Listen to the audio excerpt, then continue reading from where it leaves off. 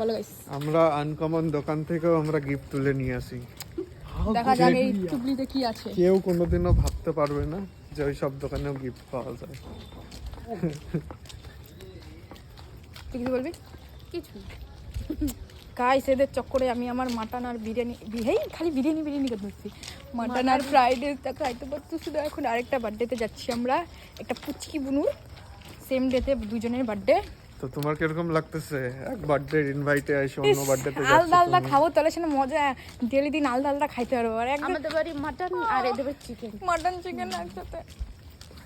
আমার মাটনটা ভাল লাগে, মানে চিকেন তো আমাদের ভিতরে বানাইতে থাকে, ওটা ভাল লাগে না।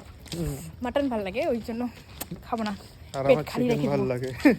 Chicken party, mutton party. ওটাই তো মাটন খালি বানাই। তুই আমাদের বাড়িতে যখন ওইটাই তো। শোন, তুই যখন আমাদের বাড়িতে যাবি চিকেন খাবি, তখন আলাদাই টেস্ট লাগবে। আমি যখন তোদের বাড়িতে যাবি মাটন খাবো, আলাদাই টেস্ট আমি লাগবে। আমার বাড়ির থেকে মটন নিয়ে যাই না, আর আমার অফিসে আমার কালিগুলা চিকেন নিয়ে আসে।